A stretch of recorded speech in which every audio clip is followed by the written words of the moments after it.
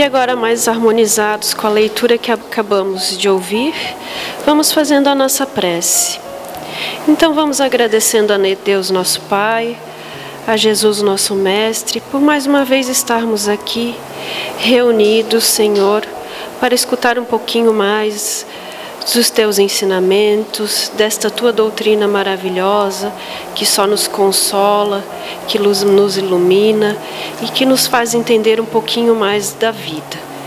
Senhor Jesus, Te agradecemos por tudo que recebemos todos os dias, pelo pão, pelo trabalho, pela família, pelos amigos, por tudo mesmo, Senhor. Até aquelas coisas que às vezes nós não gostamos muito, pois sabemos que tudo é para o nosso aprendizado. Senhor Jesus, fique conosco, nos abençoe, abençoe a todos os nossos familiares, amigos, aquele a quem amamos, e fique conosco sempre. E hoje estamos aqui para Te ouvir um pouquinho mais. Que assim seja. E hoje temos aqui na Casa de Jesus a nossa trabalhadora da doutrina espírita aqui da Casa de Jesus, Nilza Pereira, que irá nos falar sobre pelos caminhos de Jesus. Sinta-se abençoado. Boa tarde a todos. Que Jesus, o mestre e amigo, com o qual tenho certeza já encontramos hoje e já tivemos o nosso diálogo fraterno, possa nos envolver nesses momentos em que aqui estamos. A nossa proposta é trazer um pouquinho da fala, da expressão, do conhecimento desse espírito amigo, Amélia Rodrigues, que tem o livro Pelos Caminhos de Jesus. A capa desse livro é antiga, tá, gente? Deve ser uma capa moderna agora, com um novo design, uma nova figura. A psicografia é de Divaldo Pereira Franco. Então, nós buscamos, ao reler esta obra, e nos situarmos na fala dessa amiga espiritual, o quanto é importante nós pensarmos quais são os objetivos que nos trazem ao planeta Terra, a vida na Terra, a reencarnação. Nas literaturas, nas obras que buscamos do Espiritismo, nós vemos várias citações dos Espíritos a nos dizerem que há uma programação para o retorno, para todos aqueles que querem e que buscam esse progresso espiritual, essa ascensão espiritual. Então, portanto, cada um de nós traz um roteiro de viagem. Então, quando eu estava lendo este livro e falando pelos caminhos de Jesus, eu pensei, todos nós temos um roteiro de viagem.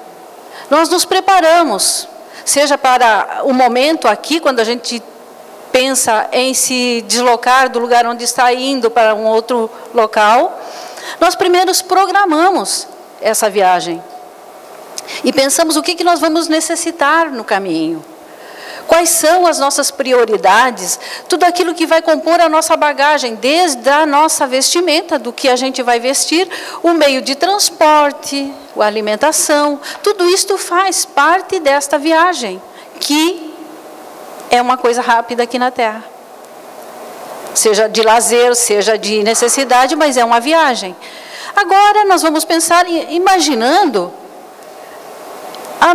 as minudências desse projeto que tem o Criador para com cada um de nós, nesse roteiro para estarmos aqui na Terra.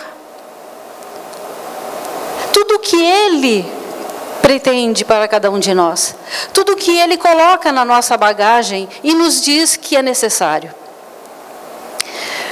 O que será que temos feito ao longo desses caminhos, dos quais nós temos empreendido viagem? O que a vida tem nos oferecido? Quantas vezes nós temos andado estes trajetos? De que forma nós temos empreendido a viagem? Quais foram os meios de transporte físico que nos foram favorecidos pelo Pai da vida? De que forma nós tratamos este meio de transporte? Tudo isso faz parte desse questionamento enquanto aqui nós estamos. Para acrescentar nessa nossa fala, nós buscamos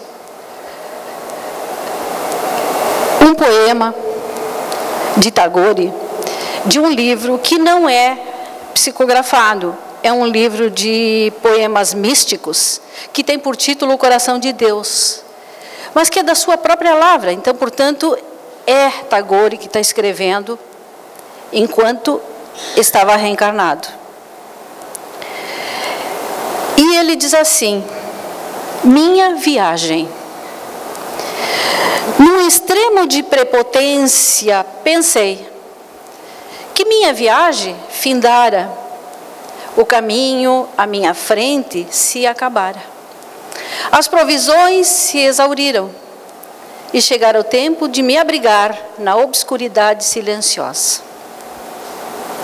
Mas descubro que seu desejo em mim não finda, que quando velhas palavras desaparecem da língua, novas melodias irrompem do coração, e que onde as sendas antigas se perdem, novas terras se revelam com suas maravilhas. É interessante porque este livro eu encontrei numa dessas lojas que vendem livros usados. Há muito tempo eu tinha guardado, e simplesmente pensando em relação ao que eu iria falar hoje, eu acabei pegando o livro e folhei e me deparei com esse poema. E diz tudo o que diz Amélia, no sentido mais resumido dessa viagem.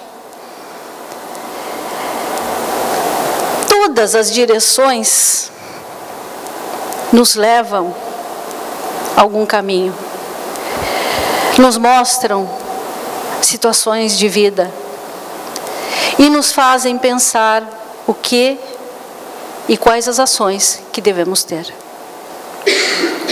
Há caminhos curtos, há caminhos que empreendemos tão curtos, porque não sabendo o que fazer da vida, muitas vezes, e não tendo talvez a fé necessária, robusta, nós nos deixamos levar, conduzir pelo caminho da loucura, adentrando muitas vezes as portas do suicídio, do crime, do desespero. Caminhos estes que têm nos feito empreender outras jornadas de retorno à Terra, que nos fazem repensar quais foram os motivos, o que faltou nas minhas bagagens que me fizeram empreender por essas vielas, que me fizeram desistir daquilo que era o meu propósito de vencer na Terra, que é a vida. Há também os caminhos largos e longos que nos fazem nos perder na embriaguez dos sentidos, do desregramento das emoções. Estes caminhos perigosos também, atapetados com os espinhos do ócio, da vaidade, do orgulho. Muitas vezes também nos ferindo tão profundamente que nós pensamos: onde está aquele que ouvimos há um tempo muito distante a nos dizer que era o caminho, a verdade e a vida. Onde se encontra este que diz estar o tempo inteiro junto a nós. Mas porque a fé é vacilante e muitas vezes não está fazendo o mesmo trajeto junto conosco, nós nos perdemos, nos deixamos envolver por esses sentimentos desregrados. E como diz Tagore, se perde na obscuridade. Passa a viver o caminho das sombras e adquire o medo, adquire a tristeza, se envolvendo muitas vezes em situações graves, não só enquanto reencarnados, mas também no momento em que se encontra no mundo dos espíritos. Ainda há as veredas dos caminhos na experiência existencial que nos mostram os êxitos e os fracassos conforme as nossas escolhas. Nós estamos aqui e pensamos, no momento em que a nossa jornada como seres adultos, agora já donos dessa trajetória, nós pensamos, o que vamos fazer da nossa vida? Que seremos? Buscaremos uma profissão? Que tipo de situação eu gostaria de vivenciar enquanto tenho a oportunidade de estar na Terra? Buscarei ser um profissional da medicina, das letras, da ciência?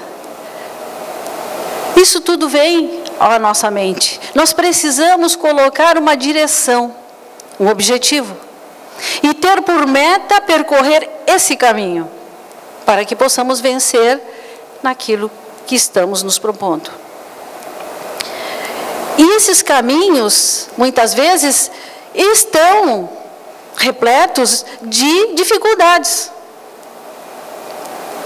para que a gente possa aprender a lição e não desistir, e não tropeçando ficar sentado à beira do caminho, sentindo as dificuldades e se colocando no papel de vítima. A proposta, quando aparecem essas dificuldades, é para que tenhamos a força, buscando naquele que é o caminho, Jesus, a diretriz. Amélia nos fala nesse livro, começando a contar, no momento em que Jesus começa a sua missão na Terra. Diz ela, Jesus empreende a sua viagem desse momento, nos caminhos da Galileia. E ela traz, na sua fala, nas letras em que ela coloca, toda uma melodia, toda uma pureza dos sentimentos, do amor, que desenham essa trajetória de Jesus. Ela diz que Jesus convida aqueles que estão ao caminho enquanto ele passa, a seguirem com ele. Aqueles que se determinam a segui-lo,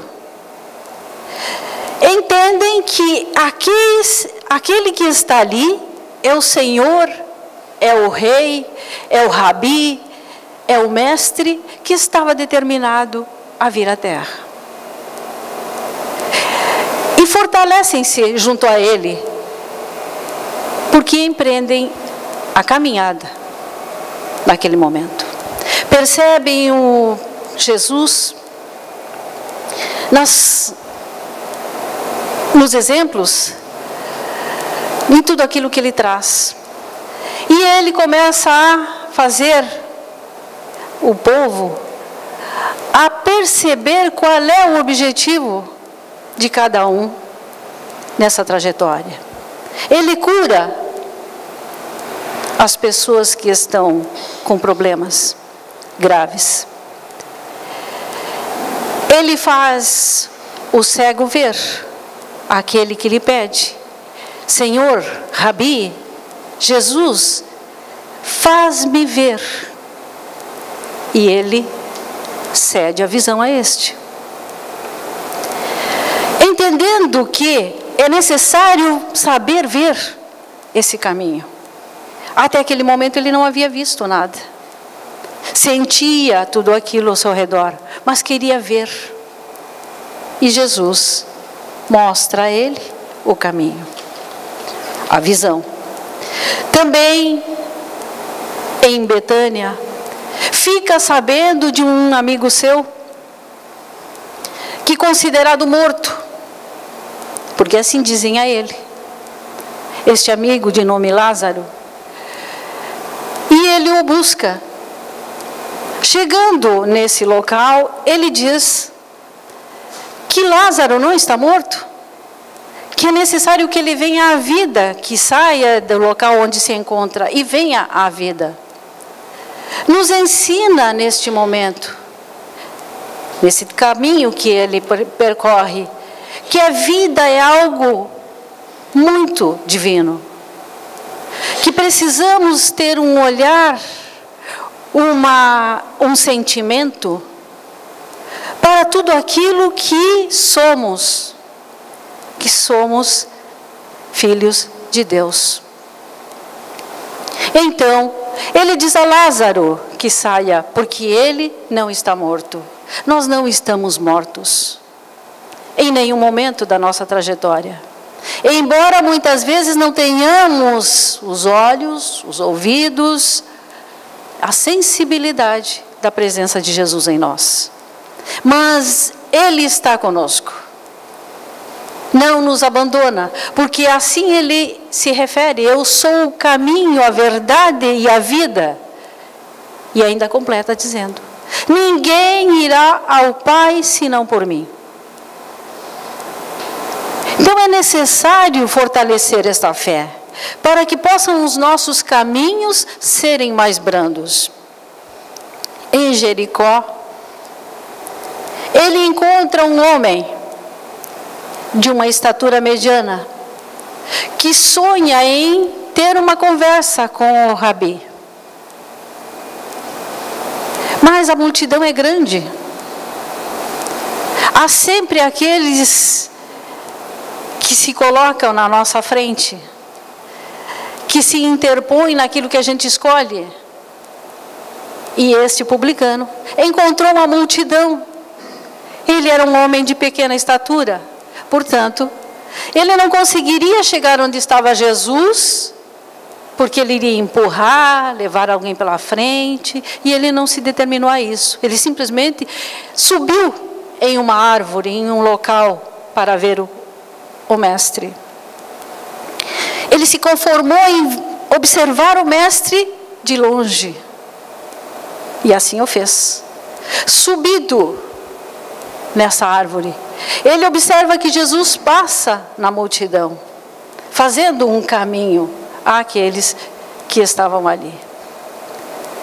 E Jesus observa o homem e diz, chamando-o pelo nome: Zaqueu, desce já daí. Importa que esta noite eu permaneça em tua casa, ou seja, esteja em tua casa. Os olhares se cruzaram, mantendo uma comunicação. Porque a fé estava neste homem, apesar de ele ser um homem odiado, mal visto na cidade em que se encontrava, em que vivia.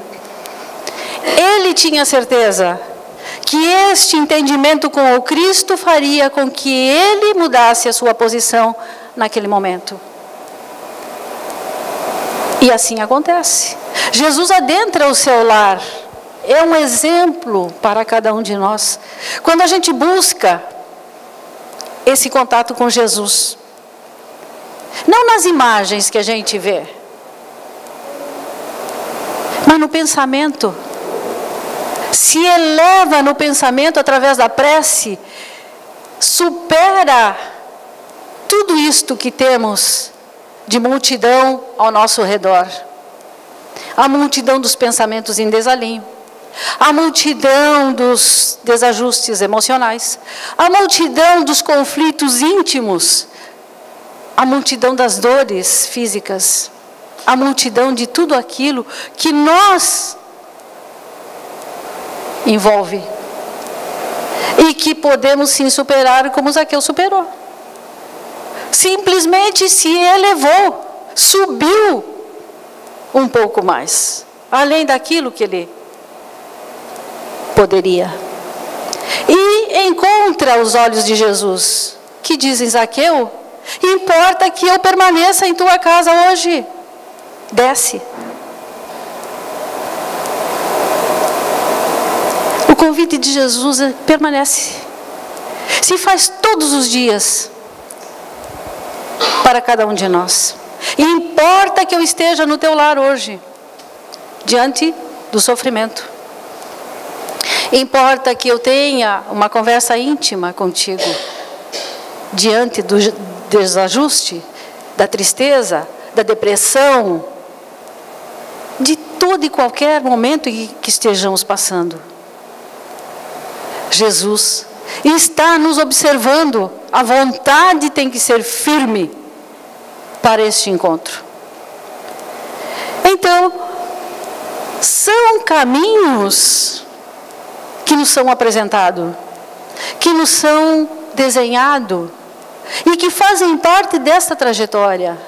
Nós não estamos de bagagem de mala vazia ao reencarnar aqui na Terra. Que a gente costuma dizer assim, ó, não, a gente nasce, né, não traz nada fisicamente, né? A gente não traz uma roupa fisicamente, a gente é vestido depois que nasce. Então, portanto, a bagagem espiritual, ela vem sim, ela está conosco. É uma mala, talvez pequena, não pode ser muito grande, para que não pese nessa trajetória, nesse caminhar. É uma mala que contém o necessário, o imprescindível para esta viagem. Porque nós vamos adquirir outras coisas, como sempre. O ser humano é assim. Nós vamos viajar para um local qualquer, seja ali, diria eu, até Blumenau. Mas chegando em Blumenau, nós vemos uma lojinha aqui que tem alguns artefatos dos quais nós não encontramos no balneário. O que a gente faz? Eu vou levar, porque eu vou presentear fulano, porque eu vou dar para ciclano e eu vou adquirir esses itens. É diferente quando a gente parte daqui, não é. Porque a gente adquiriu alguma coisa também. Querendo às vezes e não querendo também. Porque é a nossa vontade que faz tudo isso. É através da vontade que nós vamos conquistar esses bens, essas mudanças.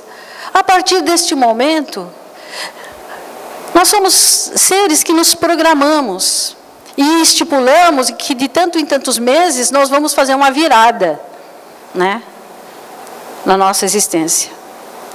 Colocamos 12 meses. Colocamos 365 dias para que isto aconteça. Temos 365 dias para mudar, mas a gente muda só no último dia. A gente só se propõe no último dia. A gente faz uma lista no último dia e diz que a partir deste dia as coisas serão diferentes. Mas, na verdade, muitas vezes continuam igual. Mudamos alguma coisa. Às vezes dentro do nosso lar, os móveis, né? A gente troca de lugar, que é para dizer que mudou alguma coisa. Mudamos a roupa. Começamos o ano com uma roupa nova. Alguma coisa diferente.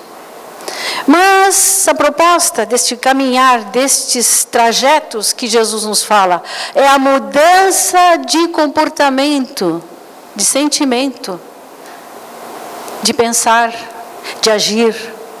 Então, mudar esta estrutura, esta vestimenta, este caminhar é necessário. Por isso Jesus diz que Ele é a vida. Mudando essa estrutura no momento em que nós fazemos os nossos projetos. tudo bem, é necessário fazer assim? Pois façamos. Mas que realmente tenhamos o objetivo de pôr em prática estes 365 dias do ano que começa. Vamos conquistar várias coisas? Não, não vamos conquistar várias coisas. Vamos conquistar aquilo que é de suma importância para cada um de nós. Ou seja, se encontramos em nós um sentimento que nos diz que somos egoísta e que isto está fazendo mal nesse caminhar, nessa trajetória, que tenhamos a perseverança, que tenhamos a força e que tenhamos fé de que realmente vamos conquistar, de retirar de nós esse egoísmo, mudando essa estrutura, fazendo um novo sentimento, aonde se aloja o egoísmo nesse momento. E assim, nós vamos pouco a pouco trilhando um caminho e fazendo com que este caminho seja asfaltado pelos bons sentimentos, pelas boas ações. Principalmente, e eu diria que quando a gente luta por mudar alguma coisa aqui dentro, né, de nós mesmos, nós buscamos sempre as coisas mais difíceis, que seriam meritórias, que nos dariam mais pontos, que seriam melhor. Porém, algo que nós não percebemos, mas que nos acumula com muitos pontos, é a prática da caridade. E nós não precisamos fazer grandes coisas, porque a prática da caridade se faz com coisas bem simples. Nós não precisamos ter fortunas, nós não precisamos fazer doações grandes, nós não precisamos despender de muita coisa. Às vezes, nós não precisamos nem mesmo sair de dentro do nosso ambiente familiar. A caridade é algo que se faz da forma mais simples possível. Eu assisti um vídeo, enquanto esperava que a chuva passasse, de um menino. Ele se propõe a fazer diferente. Ele vende picolé nas esquinas das ruas.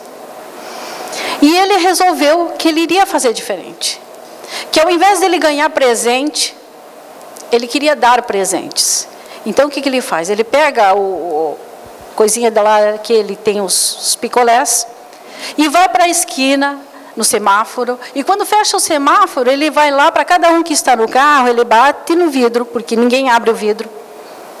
Ele bate no vidro e diz: abre o vidro aí, eu tenho um presente para você. As pessoas não queriam abrir, muitos não abriam o vidro, alguns abriam. E ele dizia assim: ó, eu tenho um presente para você, um picolé, pegue, é seu. E as pessoas muito desconfiadas diziam: não, eu não quero. Não, mas é para você, é presente, eu estou dando presente para você. Mas eu não quero. Por que você está fazendo isso? Perguntaram a ele. E ele disse: eu estou fazendo isso porque eu quero ser diferente. Hoje eu estou presenteando a todos aqueles que ao longo do ano, por aí afora, estiveram aqui, compraram os picolés. Então hoje eu quero presenteá-lo. É presente, pode levar, é de graça, eu não estou cobrando nada para você. E assim foi. E aí ele encontra as pessoas, alguns recebem, outros não querem, não aceitam, desconfiam. Mas o ser humano é assim. Quando as coisas meio fácil, ou seja, a gente desconfia e não aceita porque pensa: por que razão ele está fazendo isso? Tem alguma terceira intenção por trás. E ele não tinha. A intenção dele era só satisfazer aquele sentimento que ele tinha. O bem. Deixar alguém feliz. porque uma pessoa saiu do carro e lhe deu um abraço tão grande e disse: meu Deus, coisa boa. Como é bom ver alguém assim tão simples, se dedicando. Ele tinha que estar vendendo picolé e não doando. Então a caridade se faz de todas as formas. É assim que a gente consegue galgar os degraus desta evolução e fazer o nosso caminho mais suave, com as sandálias mais suaves, sem precisar arrastar ou sentir nos nossos pés espinhos de sofrimento.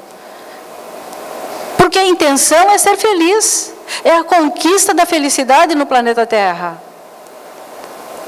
De Jesus: ninguém vai ao Pai senão por mim. Ele é o quê? Ele é o exemplo.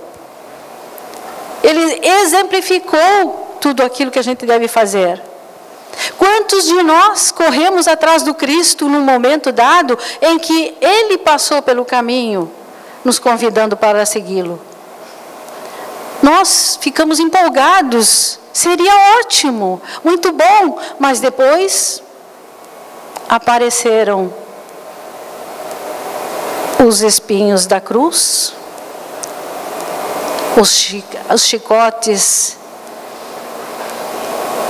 nas costas daqueles que seguiam ao Cristo, a morte infamante, e assim sucessivamente. E recuamos por quê? Ficamos com medo.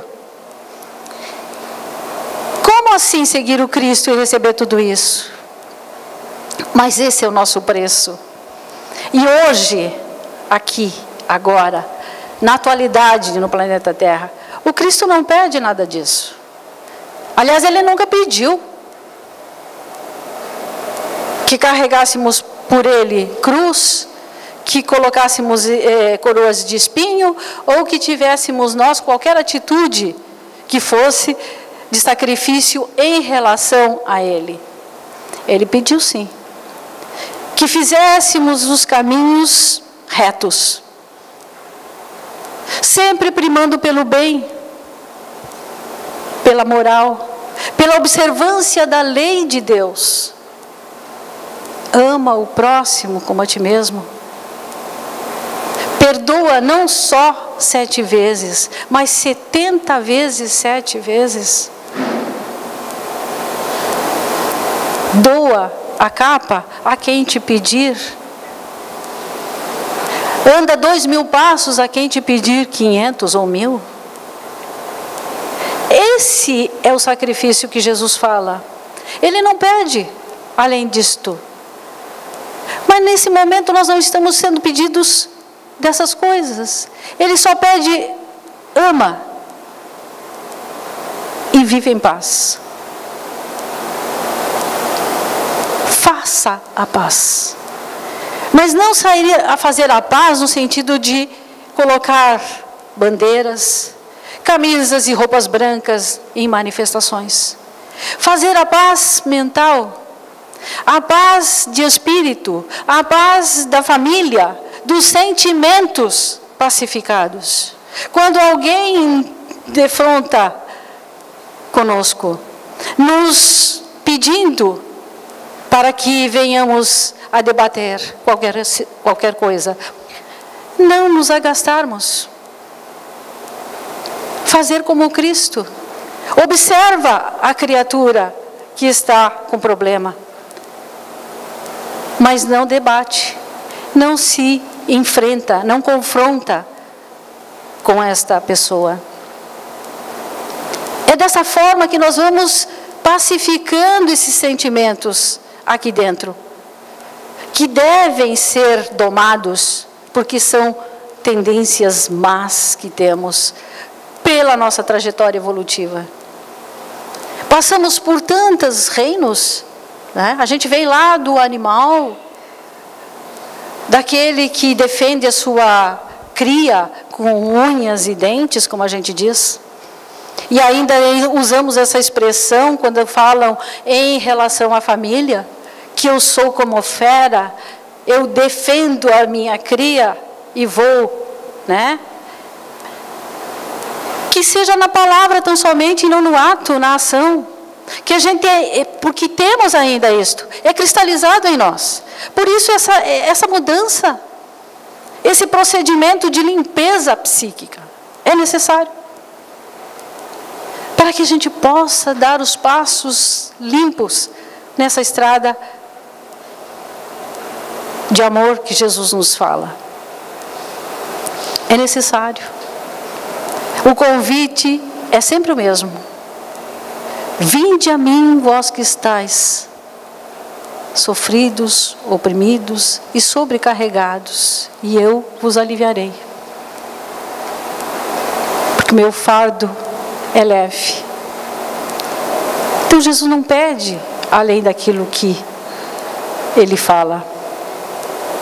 Nós é que colocamos coisas para carregar e fazemos o nosso fardo mais pesado do que deve ser, para que essa estrada possa ser mais tranquila. Vamos pensar no que estamos carregando. Eu preciso fazer uma mala tão pesada?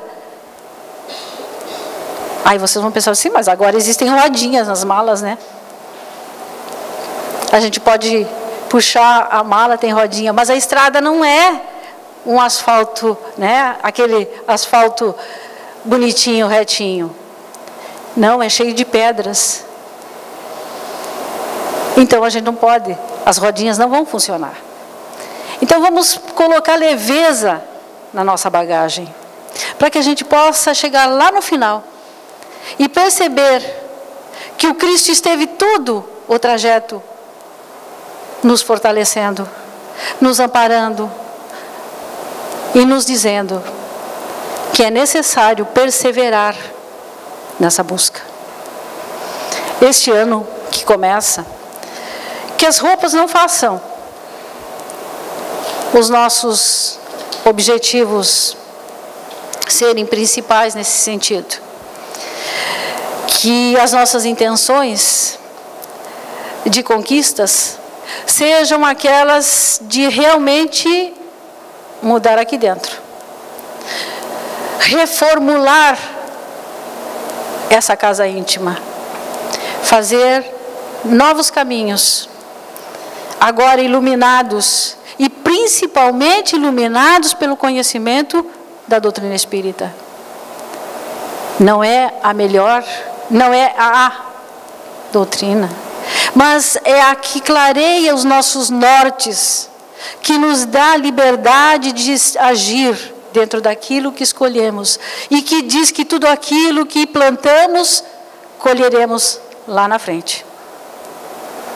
Então que possamos pensar nessas escolhas, fazer esta lista que muitos fazem, e colocar no primeiro item lá que a nossa escolha para os 365 dias que estão às portas possa ser mudança de pensamento, no sentido de buscar a paz íntima,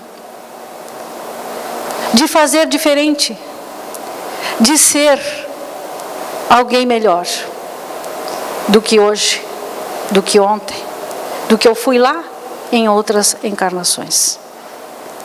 Independente dos vestidos, das roupas, das coroas que arrastamos ao longo da jornada. Hoje, somos nós, simples, aqueles que Jesus está confiando para implantar a paz neste mundo que nos encontramos agora. E Ele aguarda, porque a sua manjedoura não está lá naquele reduto em que localizamos os nossos pensamentos, simbolizando sim o seu nascimento, mas não lá. A manjedoura de Jesus é o nosso coração. E as luzes que jorram do alto são os nossos pensamentos, para que possamos recebê-lo nesse Natal. Não nas mesas fartas, onde o outro dia não se sabe o que fazer do alimento, mas nos sentimentos fartos de carinho, de atenção, de benevolência, para com todos dentro do nosso lar. Que Jesus seja o convidado especial a adentrar a nossa noite, de 25, de 26, de 27, de 28 e todos os dias, de todos os anos que a nossa existência comportar. Porque nós estamos fadados a viver muito mais do que 85 anos pela frente. Então, vamos viver adequadamente. Vamos viver com saúde mental. Nestes caminhos que Amélia Rodrigues vem falar, que todos nós podemos trilhar acompanhados de Jesus. Que o Mestre nos ampare, nos envolva, nos permitindo o grande abraço e as vibrações do seu amor no seu Natal. Muita paz. Agradecemos a Nilza pela mensagem de hoje. Muito obrigado, Nilza. Temos muito o que pensar, refletir para esse próximo ano.